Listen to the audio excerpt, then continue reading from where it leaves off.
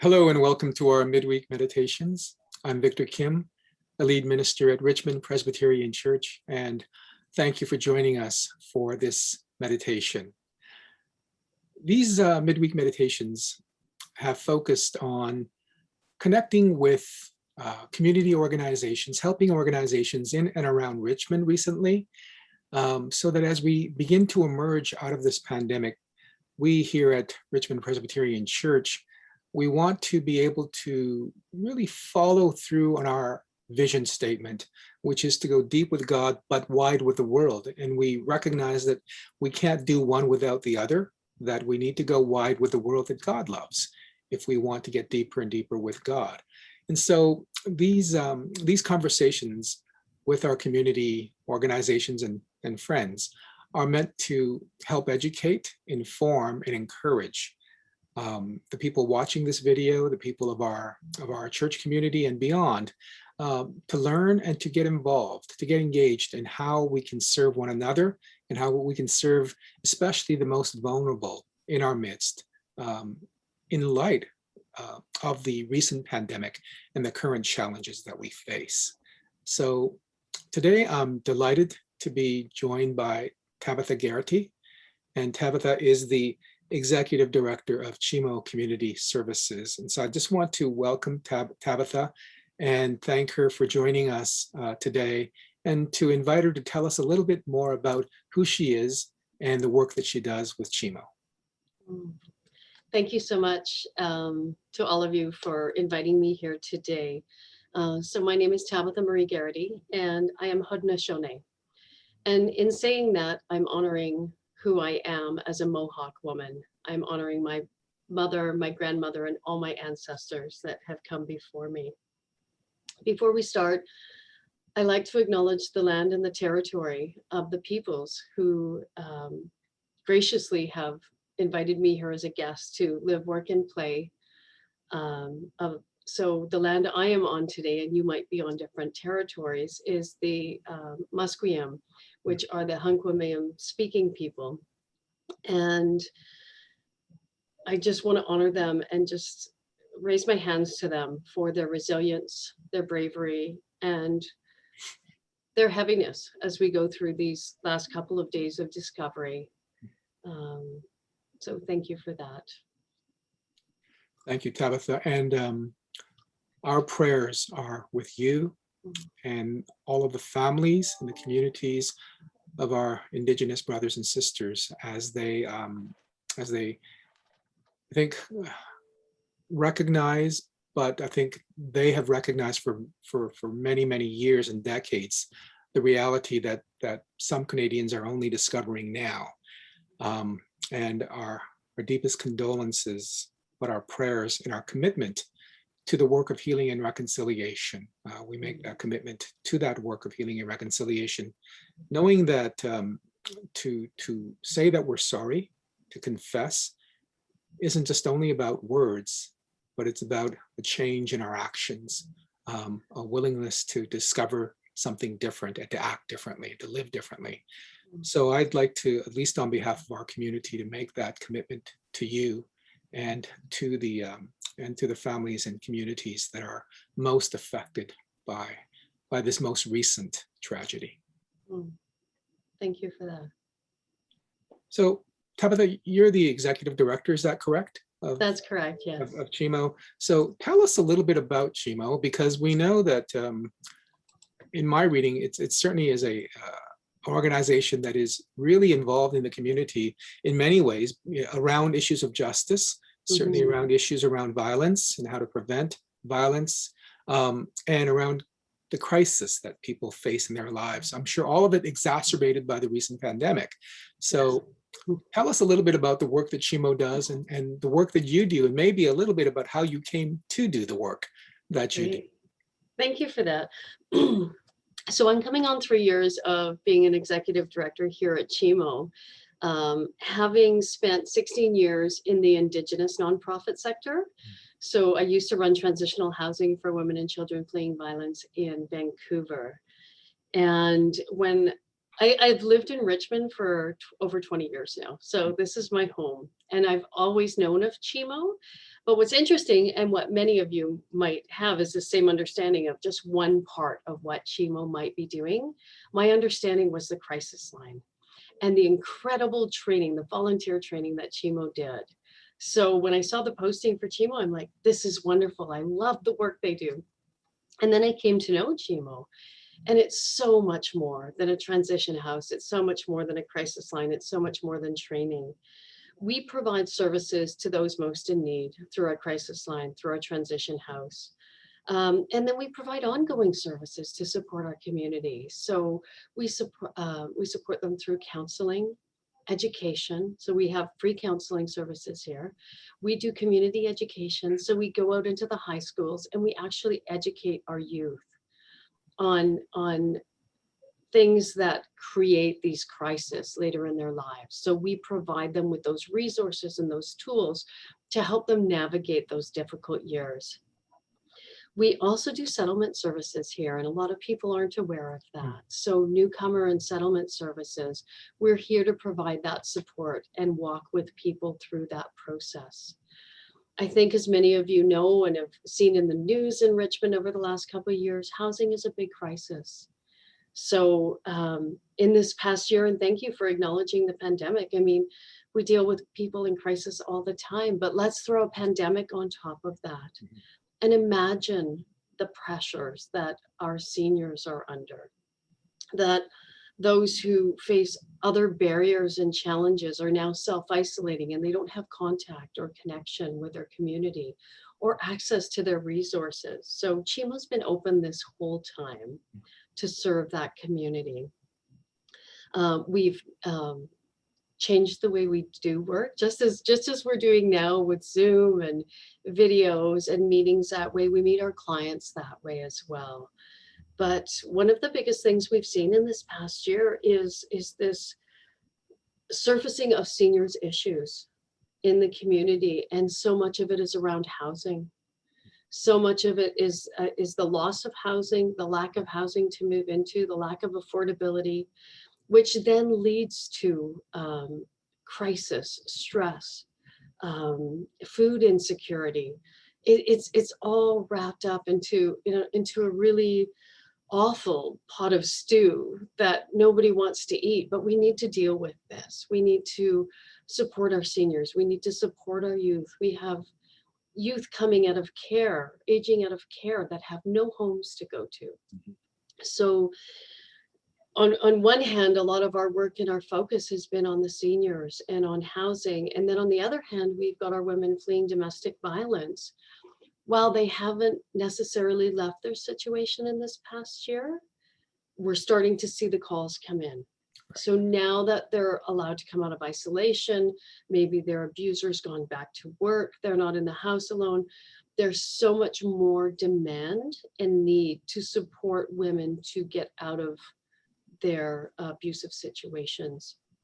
So one of the things we also have here that I haven't mentioned yet is our poverty law program.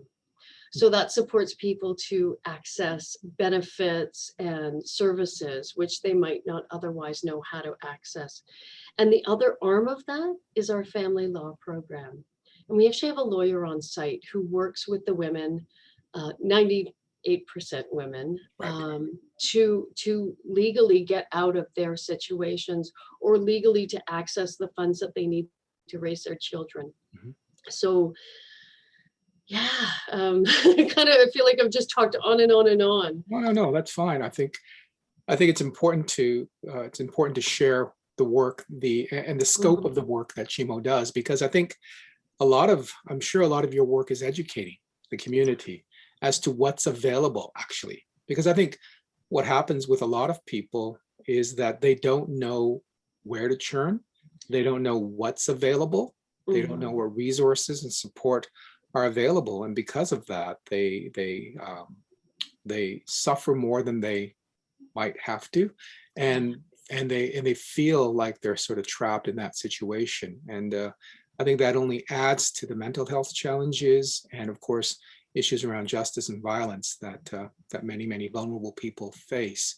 So I just am grateful for the scope of the work that Chimo does and for your willingness to talk about that. Mm. What do you think are, you've touched about, I think you've touched on this a bit, certainly around issues of housing affordability and food security and things like this. But in terms of Richmond, and you've been in Richmond for a long time, and Chimo's been in Richmond for a long time, Yeah. coming sort of out of the pandemic as we hopefully are, Mhm. going forward, what do you think are the most critical issues that face vulnerable people in our community? And how might we address some of that? Yeah. That's a big question. That's a big question. It doesn't have a simple answer. I mean, when we look at our statistics of who's calling us and who's contacting us right now, mental health is a big part of coming out of this pandemic.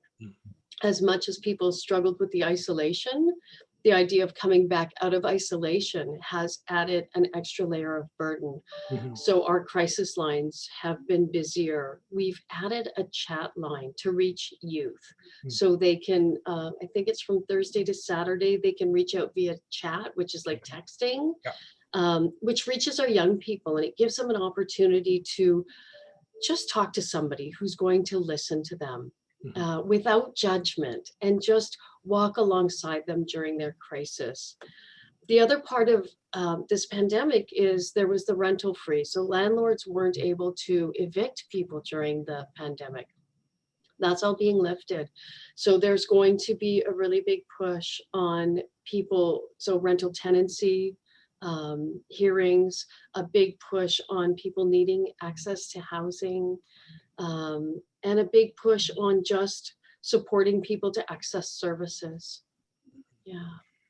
Yeah, no, I can imagine how difficult this will be. I mean, some people, and I recognize the pandemic has affected everybody to Yeah. some extent, but as people have said, we're not all in the same boat. There are people whose boats are sturdy and have been able to withstand most of what's come at us during this pandemic, but there are many others whose boats are not as sturdy and are very vulnerable. And as you said, I think this is one of the things that maybe we don't recognize is that as we come out of the pandemic, there are additional stresses, there are additional challenges, and not and for people who have gotten used to being in a different context, to make that change again is an additional stress. To know that rents will be going up is an additional stress and challenge. To have to be forced with those decisions of, is it going to be food or shelter? Is it going to be one or the other, rather than for most of us, which is we can manage both, or and both. But for some, this is going to be a real challenge. So thank you for identifying the pressures of coming out of the pandemic, as well as having been in the pandemic. You've mentioned the crisis line. And I think, again, as you said, that's probably one of the things about Chimo that people are most familiar with. Can you tell us a little bit more about what that does? And maybe I want to start talking a little bit about, how do people get involved in helping, volunteering, supporting the work of Chimo? That is just a great question. So I think there's always two ways to help. Let's start, I'll answer you in reverse. There's two ways to help. So, if you're looking for volunteer opportunities, we do professional volunteer training 4 times a year. And we have wait lists for it. It's so popular, and it is such a valuable skill. It's transferable skills that you take through your life and through your work and through your career. So it's a great opportunity and a great way to give back. So it's for the crisis line, we do volunteer training, and our outreach and advocacy. So not just answering the phone and being there to support somebody with their emotional state, but in our outreach and advocacy, our volunteers actually work one-on-one with our clients, get to know our client's story, and help walk with them on the journey to well-being, as I would say. So that was the question about the volunteering.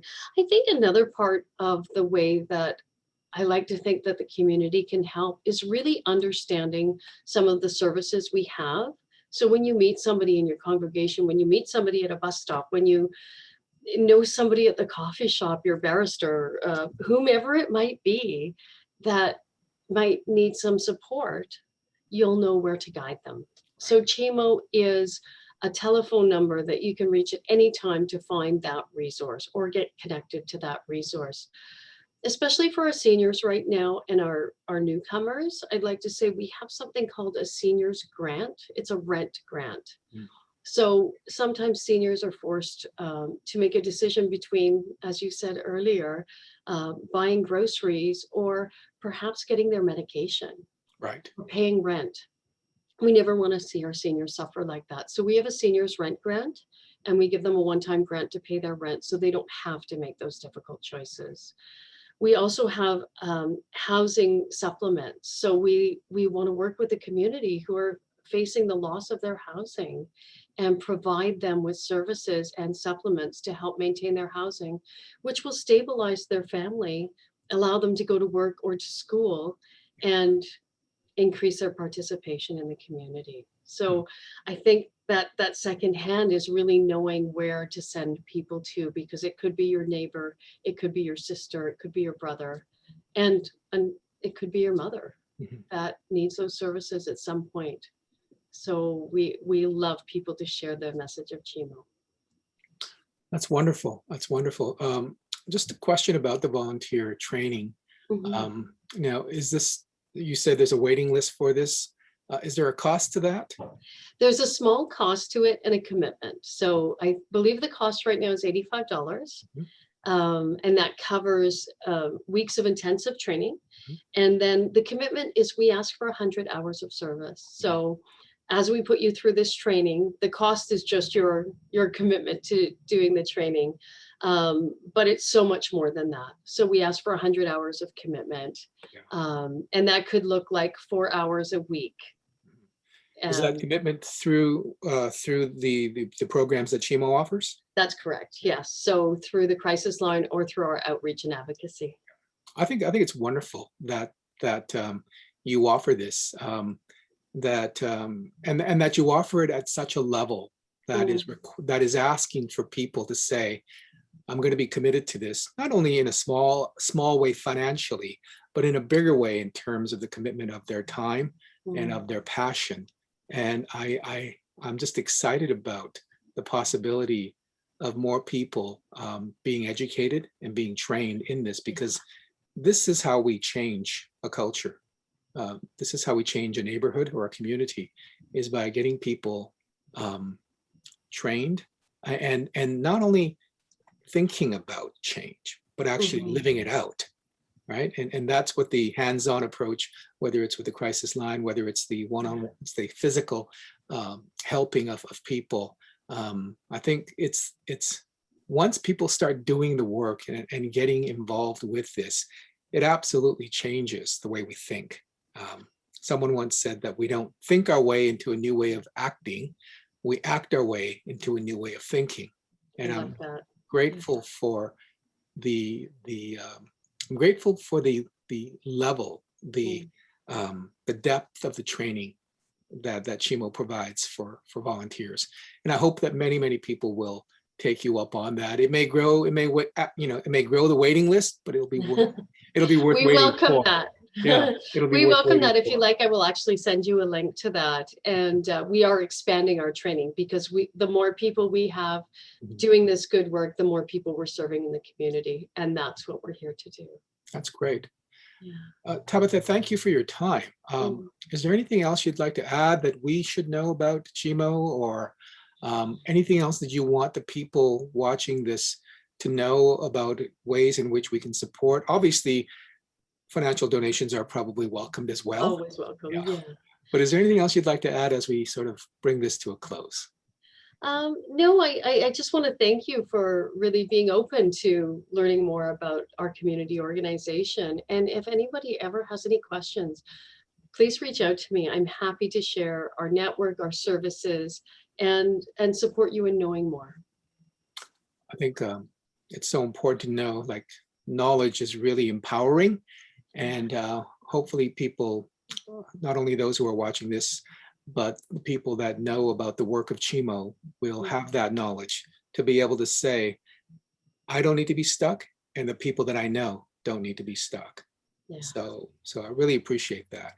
Tabitha, thank you again for joining us for this midweek meditation. I want to just wish you and the work of Chimo Mm. all the best. And certainly we will add our prayers to those wishes, and trust that we will be able to encourage one another going forward. I certainly hope so. I look forward to many more opportunities and happy to come and speak about our work at any given time. So thank you all so much for being here today. I appreciate it.